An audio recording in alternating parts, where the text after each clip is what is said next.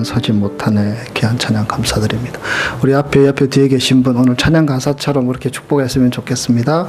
하나님의 은혜 위에 든든히 서십시오. 이렇게 축복하기를 원합니다. 하나님의 은혜 위에 든든히 서십시오.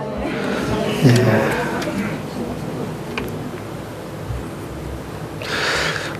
기다리는 자에게 복이 온다고 하지만 인간을 포함한 동물의 뇌는 이렇게 기다리는 것을 별로 기뻐하지 않는 것 같습니다.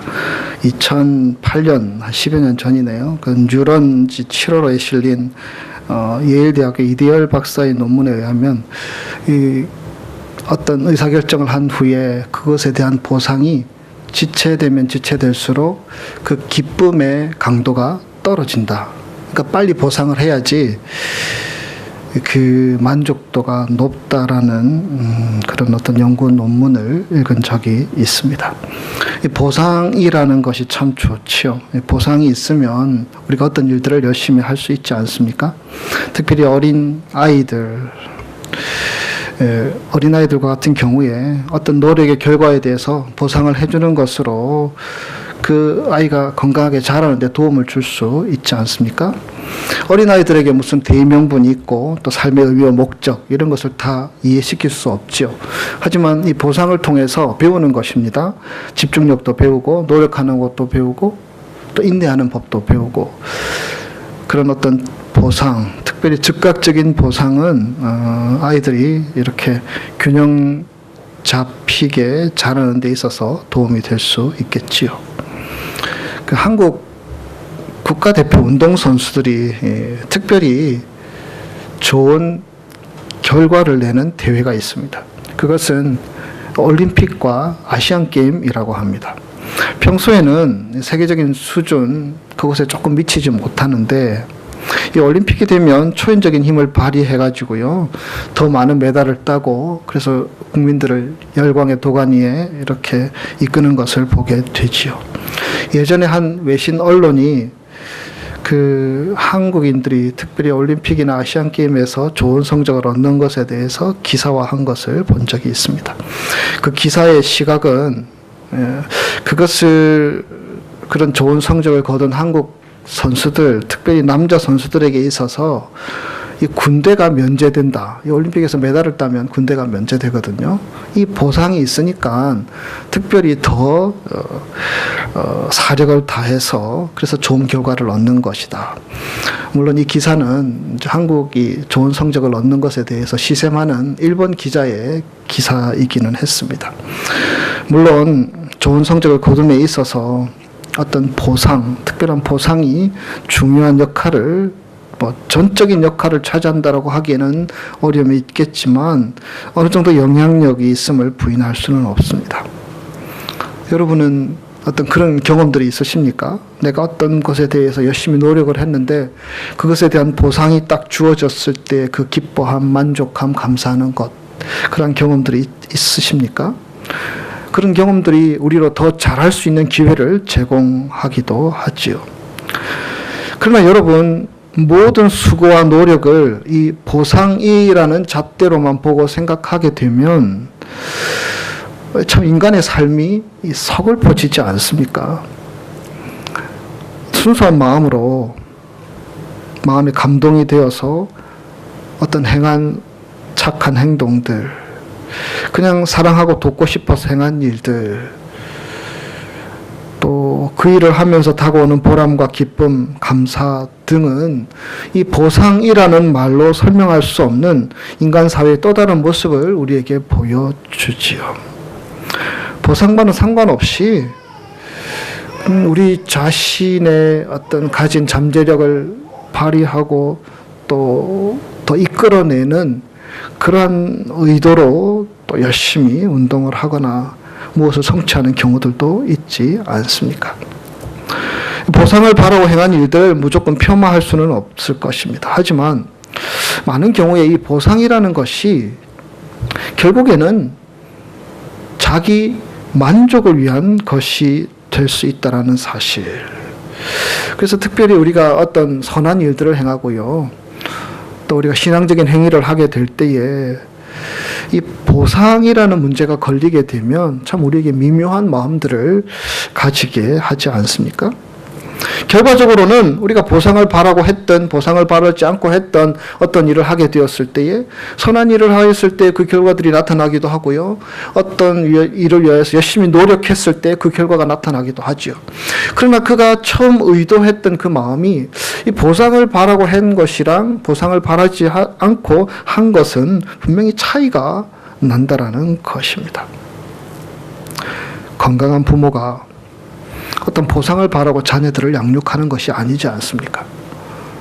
건강한 부모라면 어떤 그런 대가, 어떤 그 이후의 일들을 생각하지 않고 전적으로 자녀들에게 헌신하고 그들을 위해서 수고하고 땀을 흘리고 또 자기의 것들을 포기하기도 하면서 그렇게 자녀를 양육하게 되지요. 근데 여러분, 부모가 자녀에게 보상을 기대하기 시작하면서부터는 미묘한 갈등들이 일어나지 않습니까? 자기들에게 뭔가 보상을 기대한다라는 것을 깨달은 자녀들, 그리고 기대한 만큼 보상하지 않는 자녀들로 인한 부모의 마음들, 이것이 서로 합쳐지면서 부모 자식 간에도 참 갈등이 되고 어려움을 겪는 경우들 참 많이 보지 않습니까? 보상을 바라다 보면 상처도 커지고 또 실망도 커지는 경우들이 있죠. 특별히 우리처럼 신앙생활을 하는 사람들, 교회 생활을 하는 사람들에게 있어서 우리가 무슨 일을 하게 될 때, 특별히 신앙적인 행동들을 하게 될 때에도 우리가 어떤 보상을 바라며 신앙생활하는 것과 그렇지 않고 하는 것에는 분명히 차이가 있을 수 있다는 것입니다. 우리는 지지난 시간에 빌립보서 2장 5절에서 8절의 말씀을 함께 나누었었지요. 너희 안에 이 마음을 품으라. 곧 그리스도 예수의 마음이니. 예수의 마음이 무엇이라고 하였습니까? 자기 자신을 기꺼이 포기할 수 있는 마음, 자기를 비워 종이 될 수 있는 마음, 그리고 순종하고 복종할 수 있는 마음들, 그것이 예수님의 마음이며 우리 크리스탈 교우들이 그 예수님의 마음으로 함께 더불어 신앙생활 할 수 있기를 소원합니다. 오늘 우리 이수호 집사님 읽어주신 이 말씀은 이 8절까지의 말씀에서 이어지는 말씀인데요. 여러분, 이 말씀 9절에서 11절 말씀은 자칫 그 말씀의 앞부분 6절에서 8절의 말씀과 이어서 생각하다 보면 이것이 어떤 보상의 내용으로 생각할 수 있다는 것이죠. 9절 처음에 어떤 말로 시작이 됩니까? 이러므로라는 말로 시작이 됩니다. therefore. 이것은 마치 예수님께서 그 전에 당하신 희생과 낮아지심과 죽기까지 순종하심에 대한 대가로, 보상으로 하나님께서 9절에서 11절의 말씀을 그렇게 약속하셨다라고 읽을 수 있다는 것입니다. 그러나 여러분, 이 말씀은 그러한 말씀이 아닙니다. 이 말씀은 오직 6절에서 8절에 있는 그 길, 앞에 있는 그 길을 통해서만 이 9절에서 11절에 나타나는 그 영광의 자리에 나아갈 수 있다는 하나님의 선언적인 말씀입니다. 우리가 성경에서 자주 대하는 말씀, 이런 말씀이 있지요. 예수님이 직접 가르치시기도 했는데요. 섬김을 받고자 하면 섬기는 자가 되라. 여러분, 이 말씀은 섬김을 받기 위해서 섬기라는 말씀이 아닙니다. 섬기는 자리에 있는 것이 주님께서 원하시는 길이라는 것을 가르치는 말씀이죠. 마태복음 23장 12절. 누구든지 자기를 높이는 자는 낮아지고 누구든지 자기를 낮추는 자는 높아지리라. 여러분, 이 말씀도 너희가 높아지기 위해서 낮아져야 한다라는 말씀이 아닙니다. 낮아지는 그 자리가 바로 하나님께서 너를 높이시는 자리라는 말씀이 아니겠습니까? 이런 성경의 표현들을 우리가 이해할 때에 우리가 세상적인 잣대로 말씀을 이해하다 보면 마치 이 모든 것이 이렇게 하면 이렇게 해주신다, 저렇게 하면 저렇게 해주신다, 어떤 원인과 결과, 보상의 관계로만 풀어 생각할 수 있는데 이것은 자칫 위험한 생각일 수 있습니다. 이 말씀은 실제로 하나님의 나라에서 가장 크게 인정받는 것이 무엇이냐? 그것이 바로 섬기는 것이다. 그것이 지는 것이다. 낮아지는 것이다. 그것을 말씀하시고자 하는 것입니다. 다르게 얘기하면 우리가 맺는 신앙의 가장 큰 열매는, 또 가장 큰 결과는 우리가 낮아질 수 있는 것, 섬김의 자리에 설 수 있는 것, 기꺼이 지는 자리에 있을 수 있는 것임을 말씀하시는 것입니다. 여러분, 이 말씀을 쉽게 공감할 수 있으십니까? 어떻게 낮아지는 것이, 지는 것이, 섬기는 것이 열매이요 결과라고 말할 수 있냐라는 것입니다. 인간적인 잣대로 보면 여러분, 우리가 수고하고 노력하여서 결과를 얻는 것이 당연한 것이 아닙니까? 신앙생활도 마찬가지지요. 하나님께서 뭔가 보상해 주시겠지, 뭔가 갚아 주시겠지, 이런 기대, 이런 바람이 있기 때문에 신앙생활을 하는 경우들이 참 많지 않습니까? 그런데 이 보상이라는 것이 신앙과 깊이 연결이 되다 보면 우리가 신앙적으로 자라가는 데 있어서 큰 걸림돌이 될 수 있다는 것입니다. 하나님의 아들 예수 그리스도, 여러분, 그분은 어떤 보상을 바라고 이 땅에 오신 분이 아니십니다. 예수 그리스도께서 이 땅에 사시면서 하신 일들, 우리가 좀 전에 6절에서 8절 다시 훑어보았는데요. 그분의 삶은 어떤 자신이 그런 삶을 사심으로 자신이 무엇인가를 얻고자 하는 보상 심리에 의해서 출발된 것이 아니라는 것입니다. 여러분, 예수는 하나님의 아들이십니다. 그리고 그분은 스스로 지극히 높으신 분이시며 어떤 보상이 없어도 아주 가장 존귀하신 하나님의 아들이신 줄 믿습니다. 그렇다면 무엇이겠습니까? 예수님이 이 땅에 오신 이유는 오셔서 그분이 이 땅에서 행하신 일들, 그 일들을 위하여서 이 땅에 오셨다라는 것입니다. 지지난주 우리가 살펴본 6절에서 8절의 말씀을 여러분 성경을 펴놓으신 분들은 다시 한번 보시면 좋겠습니다. 그는 근본 하나님의 본체셨지요. 그러나 그 자리에서 내려오기를 주저하지 않으셨습니다. 기꺼이 자신을 비워 종이 되셨고, 종이 되셨기 때문에 종은 자기 앞가름하는 종이 아니고요, 내가 섬기는 사람을 돕기 위한 종이지요. 그래서 종이 되어서 섬기고자 하는 자들, 바로 누구입니까? 바로 저와 여러분을 섬기기 위해서 주님은 이 땅에 오셔서 그 길을 걸어가셨지요. 인생을 구원하시는 유일한 길이 무엇인지, 종으로 우리 인생들을 섬기는 최종적인 목표가 무엇인지, 그것은 자신이 대속의 제물이 되는 것임을 아셨고, 예수님은 십자가에서 피와 물 다 흘리시고 당신의 생명을 내어주셨습니다. 복종의 끝, 그것이 무엇입니까? 죽기까지 복종하셨으니 예수님은 그 자리를 선택하셨고 그 길로 나아가셨습니다. 왜 그렇습니까? 그 죽음의 자리가 우리가 죽음으로 향하던 삶이었는데, 소망이 없고 어둠으로 가득 차 있던 우리 인생이었는데, 내 삶의 희망의 빛이 되는 사건이 그 사건이 될 수 있었기 때문에 예수님은 그 길을 걸어가신 것입니다. 사방이 막힌 담으로 막혀 있어서 도대체 우리 인생의 어떤 물꼬를 우리가 틀 수 없음을 주님께서는 아시고 죄악과 허물로 죽을 수밖에 없는 우리들의 삶의 물꼬를 트시기 위해서 예수님은 기꺼이 제물이 되어 주셨습니다. 하나님과 단절됨으로 인해서 우리가 호흡할 수 없고 영적으로 하나님을 붙들 수 없는 존재였는데, 그 관계들을 다시 회복시켜서 우리가 하나님과 호흡하고 하나님과 대화하고 하나님께 의지하고 하나님께 나아갈 수 있는 길을 열어놓으시기 위해서 주님은 그 길을 걸어가신 것입니다. 그 은혜의 사건이, 그 주님의 희생의 사건으로 인하여서 우리에게 하나님의 자녀되는 권세를 허락하여 주셨고, 지금 이 자리에서 우리가 예배드리며 나아가는 것이 아니겠습니까? 여러분, 예수님께서 얻으신 보상이 무엇입니까? 그것은 바로 우리들이 그 보상을 받고 있다는 것입니다. 죄인으로 살아가는 저와 여러분이 그 은혜를, 그 은혜의 보상을 지금 우리가 누리고 있다는 사실입니다. 그래서 신앙생활 하면서 우리의 삶은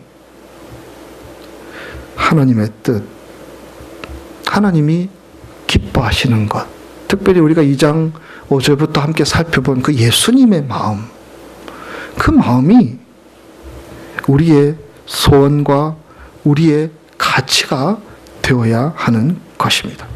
우리가 이것을 잊어서는 안 됩니다. 우리가 섬길 수 있는 것, 낮아질 수 있는 것, 우리가 기꺼이 질 수 있는 것은 여러분 우리의 본성으로는, 우리의 의지로는 불가능한 것이죠. 누가 그것을 좋아합니까? 누가 그 길을 가려고 합니까?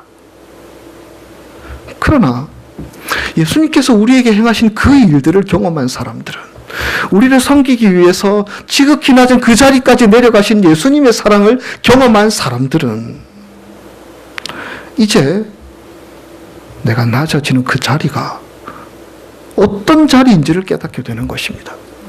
내가 이길 수 있지만, 내가 저 사람을 꺾고 더 높은 자리에 갈 수 있지만, 내가 예수님의 사랑과 은혜를 경험한 나로서 기꺼이 지는 자리에 갈 수 있는 것은요, 그 자리가 바로 내가 이기는 자리가 될 수 있기 때문에 주님께서는 그러한 깨달음으로, 그러한 교훈으로 우리에게 주시기 위해서 빌립보서의 말씀들을 우리에게 허락하신 것이 아니겠습니까? 우리의 삶의 열매는 낮아지는 것으로, 섬기는 것으로, 지는 것으로 드러나는 것입니다. 우리가 세상에서 교회에서도 직분적으로나 또 세상적인 어떤 재정적인, 경제적인, 명예적인 여러 가지 잣대를 보면서 우리가 더 높은 자리에 설 수 있고, 더 많은 것들을 누리며 살 수 있고, 또 우리가 더 사람들에게 칭찬받으며 존귀 여김을 받으며 살아갈 수 있지요. 여러분, 그것은 세상적인 열매일 수 있지만 믿음의 결실들이 아닐 수 있다는 것입니다. 그래서 9절 말씀에 나오는 이름으로 하나님이 그를 지극히 높여 모든 이름에 뛰어난 이름을 주사라는 말씀은 예수님께서 걸어가신 이 길을 통하지 않고는 그 영광의 자리에 이룰 수 없음을 우리에게 가르치시는 그러한 교훈의 말씀이 아니겠습니까? 여러분, 우리는 신앙인이기 때문에 기도 생활을 합니다. 그런데 우리가 드리는 기도의 내용들을 한번 살펴볼 수 있기를 원합니다. 대부분은 우리가 그렇게 기도합니다. 지성이면 감천이다. 지성을 드리지 않는 분들도 물론 계시지요. 좀 안타까운 일이죠. 그러나 사람들이 종종 이 영적인 보상이라는 틀 안에 갇혀서 그런 집착과 미련을 가진 채 그렇게 기도하며 신앙생활합니다. 내가 이렇게 기도했으니 하나님은 이렇게 들어주셔야 마땅해. 이런 식이 신앙생활의 우리의 모습이 아닙니까? 그래서 사람들은 이렇게 생각합니다. 내게 만약에 좋은 일이 있으면, 그래, 내가 그렇게 기도했기 때문에 그렇게 좋은 일이 있어. 내가 이런 일에 대해서 헌신하고 충성했기 때문에 내게 이런 일이 있는 거야. 어떤 보상으로 받아들입니다. 그러나 여러분, 우리가 정직하게 하나님 앞에서 우리 자신들을 돌아보며 우리가 정말 하나님께서 우리를 보상해 주실 만큼 하나님 보시기에 부끄럽지 않게 서 있는 것인지, 우리가 하나님 앞에 그렇게 떳떳한 것인지, 우리가 하나님 앞에 부끄럽지 않게 설 수 있는 것인지 우리가 질문할 수 있어야 합니다. 여러분, 우리에게 주신 것들은 하나님이 은혜로 우리에게 주신 것임을 믿습니다. 우리를 긍휼히 여기시고 우리를 사랑하셔서 우리가 지성으로 하지 않는 연약한 존재임에도 불구하고 하나님께서 은혜를 베풀어 주시고 사랑하셔서 우리에게 선물로 주신 것들이 아닙니까? 우리가 지성을 다하였기 때문에, 우리가 수고했기 때문에, 우리가 기도했기 때문에 주시는 것이 아니고 하나님께서 거저 주시는 선물이요, 하나님께서 우리에게 거저 주시는 은혜라는 사실입니다. 내가 이렇게 헌신했으니, 하나님께서 내가 이렇게 희생했으니 그 대가를 내가 마땅히 받아야 마땅한 거야 라고 생각한다면, 여러분 반대로 한번 생각해 봅시다. 우리가 그런 잣대로 생각하면 우리가 저지른 죄악들, 교만함들, 미움들, 게으름들, 내 욕망을 신앙으로 포장한 채 회채한 무덤처럼 살아가기도 하는 우리의 모습들, 하나님께서 그러한 것들을 일일이 다 끄집어내어서 보상을 하신다면, 무엇으로 보상하시겠습니까? 심판으로 보상하고 징계로 보상한다면 하나님 앞에 제대로 설 자가 누가 있겠습니까? 하나님은 결코 그렇게 하지 않으십니다. 왜냐하면 우리의 허물과 우리의 죄악의 크기보다 더 큰 은혜와 긍휼하심으로 우리를 사랑하시고 우리를 품어 안아 주시는 분이시기 때문입니다.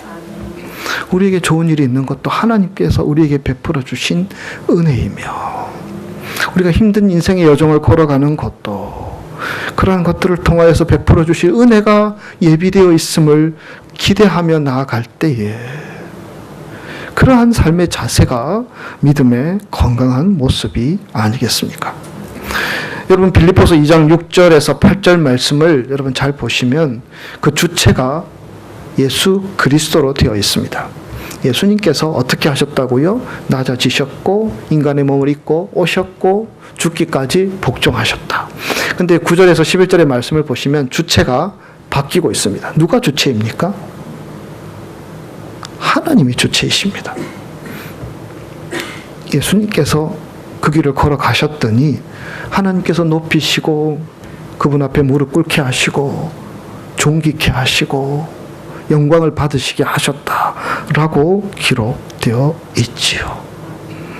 예수님의 마음을 품고 살아가는 것은요, 하나님이 하실 일들을 하나님께 맡기며 우리는 여전히 이 예수님의 마음, 예수 그리스도의 마음을 품고 살아가는 것이 우리가 걸어가야 될 믿음의 자세임을 성경은 교훈하고 있지요. 그러면 무엇입니까? 결과에 욕심내고 집착하는 우리의 마음들을 내려놓고 예수님께서 어떻게 살아가셨나? 예수님께서 나를 위해서 어떤 일들을 행하셨나?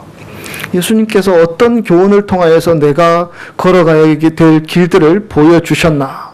하나하나 말씀을 묵상하면서 희생하기도 하고 나를 낮추기도 하고 억울하지만 지기도 하면서 그렇게 걸어가는 것이 예수님의 마음을 담고 살아가는 것이 아니겠습니까? 그런데 여러분, 문제가 있습니다. 아주 큰 문제입니다. 이런 길은, 예수님의 마음을 품고 살아가는 길은 물론 어렵기도 하지만 하기 싫습니다. 걸어가기 싫습니다. 왜냐하면 우리가 신앙생활 하면서 한두 번 그런 길을 걷기를 결심하고 걸어보지 않은 자가 누가 있습니까? 많은 경우에 그런 결과들도 체험해 보았고요. 그리고 그 길은 끝을 알 수 없는 길인 것처럼 보여지기 때문입니다. 신앙생활을 우리가 하면서도 우리의 마음 한쪽 구석에는, 아니 우리 마음 중심에는 나는 그 길을 가기 싫어. 나는 그 길을 가기 싫어. 이런 마음들이 우리 속에 잠재하고 있다는 것입니다. 이미 우리에게는 세상의 욕망의 찌꺼기가 여전히 크게 남아 있습니다. 세상의 논리, 세상의 방식들에 이미 우리는 익숙해져 있습니다. 그래서 우리 마음속에는 신앙생활 하면서도 그렇지요. 예수 닮으라, 예수님의 마음을 품어라, 이런 것보다는 예수님께서 우리에게 이런 것들을 주신다, 이런 약속들을 주신다, 이런 것들을 붙들라, 이런 말씀들이 우리에게 크게 다가오고 마음속에, 우리의 머릿속에 내리박혀 있는 것입니다. 그래서 여전히 보상해 주시는 주님이 좋고, 만약에 주님이 보상해 주시지 않으면 나라도 보상하려고 합니다. 그래서 내가 높아지려고 하고, 나를 높이지 않으면 나를 높이지 않는 사람들을 가만두지 않으려고 합니다. 거짓과 위선의 길을 걸어가면서도 내 모습이 더 존귀 여김을 받고 칭찬받고 인정받고 보상받고 내가 더 존귀한 자리에 서기를, 그렇게 보여지기를 원하며 달려가는 많은 사람들이 있다는 것입니다. 신앙생활을 어떻게 더 잘할 수 있을까? 예수님의 마음을 어떻게 품고 살아갈 수 있을까? 이 마음보다는 제밥에 더 관심이 있는 사람처럼 그것을 통해서 뭔가가 내게 던져지지 않을까? 뭔가가 내가 붙들 수 있지 않을까? 이런 기대로 살아가게 된다는 것입니다. 나이가 들면서 또 나이가 드는 것이 참 필요하구나, 그런 생각들을 할 때가 있습니다. 아직 어린 제가 이런 얘기를 해서 죄송하지만 그렇습니다. 세상에서 우리가 신앙생활을 해나가면서 많은 것들이 이 자기 기만과 같은 것임을 인생을 살면서 경험하게 되지 않습니까? 그때는 내가 막 욕심내고 집착했는데 그거 아무것도 아니라는 것 우리가 경험을 통해서 만나게 되지요. 어떨 때에는 막 싸우고 그래서 자신을 막 드러내고 결국에는 내 뜻이 관철되려고 했는데 인생을 경험하다 보면 이런 것도 그냥 포기하고 양보하는 것이 훨씬 지혜롭구나 경험할 때가 있지 않습니까? 내게 그것만 얻으면 큰 만족을 얻을 수 있는 양 열심히 달려갔는데 결국에는 인생의 종착점에 다다랐을 때 그것 없이도 별 문제 안 돼. 내가 평안하게 신앙생활 잘할 수 있었을 터인데 내가 왜 그렇게 욕심내었을까? 이런 생각을 할 때가 있지 않습니까? 그러나 또 다 그런 것도 아닌 것 같습니다. 나이가 들면 우리가 지혜롭고 신앙이 좋아지기 때문에 하나님의 말씀이 요구하는 신앙적인 가르침에 예수님의 마음을 품고 자연스럽게 살아갈 수 있을 것 같지만 생의 종착점이 다다를 그 시간까지 여전히 욕심내고 여전히 이기려고 하고 여전히 높아지려고 하고 여전히 사람들에게 존귀 여김을 받고자 하는 마음들, 후회하며 생을 마감하는 그런 경우들이 얼마나 많은지 모릅니다. 미움도 시기도 내가 살아온 삶을 어떻게 해서든지 보상받으려는 집착도 여전히 그것을 붙들어봤자 소용이 없다라는 것을 알면서도 경험했음에도 불구하고 여전히 그 자리에 있는 우리의 모습은 아닌지요.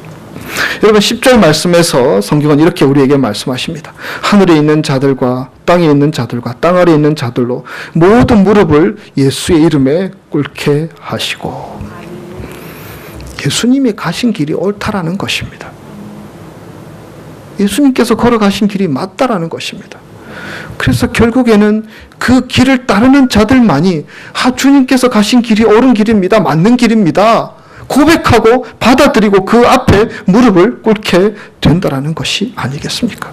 예수를 주로 시인하며 하나님께 영광을 돌리게 된다라는 것. 예수님이 걸어가신 예수님의 마음을 품고 살아가는 길만이 내가 진정으로 내 삶에서 높아지며 이기는 길이라는 것을 깨닫게 된 자들이 예수의 이름 앞에 무릎을 꿇게 된다라는 것입니다. 예수님은 성육신하신 성자 하나님의 인간 이름이죠. 그러나 여러분, 기독교 신앙에서 이 예수라는 이름은 모든 신앙의 문제들을 풀 수 있는 열쇠라는 것을 우리는 알고 있습니다. 여러분, 하나님이 어떤 분이신지 우리가 어떻게 압니까? 예수님을 통해서 압니다. 예수님께서 하신 말씀, 그분의 삶, 그분의 가르침, 그분이 살아갔던 인생의 여정, 종착점. 그래서 하나님은 예수 그리스도를 통해서 우리의 삶의 모델이 무엇인지를 보여주셨고요. 우리가 걸어가야 될 길이 무엇인지 보여주셨고요. 11절 말씀, 모든 입으로 예수 그리스도를 주라 시인하여 하나님 아버지께 영광을 돌리게 하셨느니라.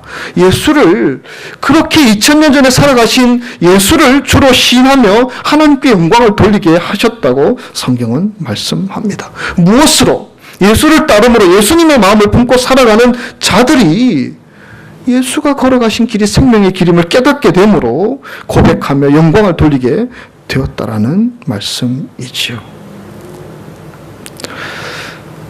우리가 살아가면서 여전히 우리에게 익숙한 것들이 많이 있지만 하나님께서 우리에게 보여주신 영광은요, 예수님의 삶 속에 다 들어 있습니다. 그래서 예수님께서는 우리에게 그 말씀으로 우리에게 교훈하시는 것이 아닙니까? 예수의 마음을 품으라. 예수의 마음을 품으라. 우리에게 그렇게 이 시간 교훈하고 있습니다. 예수님을 닮는 것, 예수님 마음을 가지는 것, 예수님 때문에 우리의 마음을, 우리의 삶을, 우리의 우선순위를, 우리의 욕망을, 우리의 집착하는 것을, 우리의 욕심들을 내어줄 수 있는 것, 그것이 예수님의 마음을 갖는 길이며 그 자리가 바로 모든 영광을 주님께 돌렸듯이 그 주님의 영광에 동참하는 길임을 성경은 우리에게 교훈하고 있습니다. 빌립보서 2장 5절에서 8절 말씀 제가 다시 읽습니다. 너희 안에 이 마음을 품으라. 곧 그리스도 예수의 마음이니 그는 근본 하나님의 본체시나 하나님과 동등됨을 취할 것으로 여기지 아니하시고 자기를 비워 종의 형체를 가져 사람의 모양으로 나타나셨으며 자기를 낮추시고 죽기까지 복종하셨으니 곧 십자가에 죽으심이라. 여러분, 예수를 믿는다는 것은 여전히 자기의 자존심과 자기의 권세와 자기의 능력을 확보하여서 그것을 유지하고 드러내기 위해서 믿는 것이 아님을 믿습니다. 우리가 잘못 가고 있는 것이죠. 그런 길로 간다면 우리는 기꺼이 우리 자신을 예수님처럼 내어줄 수 있고, 우리는 기꺼이 우리의 생명을, 우리의 삶의 우선순위를, 우리의 삶의 가치와 목표를 예수님께 내어드릴 수 있는 삶들을 주님께서는 우리에게 요구하고 계십니다. 주님께서 우리를 처분하실 수 있도록 우리의 모든 가치를 주님 앞에 내어 놓을 때에 주님께서는 그 자리에 함께 하셔서 기꺼이 내가 지는 자리도 갈 수 있게 하시고 섬기는 자리도 갈 수 있게 하시고 낮아지는 자리도 갈 수 있게 하시는 은혜를 베풀어 주신다는 것입니다. 그 자리는 아무나 갈 수 있는 자리가 아닙니다. 예수님의 마음이 무엇인지 우리가 몸으로 마음으로 깨달은 자들만이 우리는 그 자리에 기꺼이 갈 수 있게 되며 그 자리가 하나님께서 우리 인생 가운데 허락하여 주신 가장 귀한 자리라고 우리에게 교훈하고 있습니다. 여러분들은 어떤 자리로 나아가기를 원하십니까? 기도하겠습니다.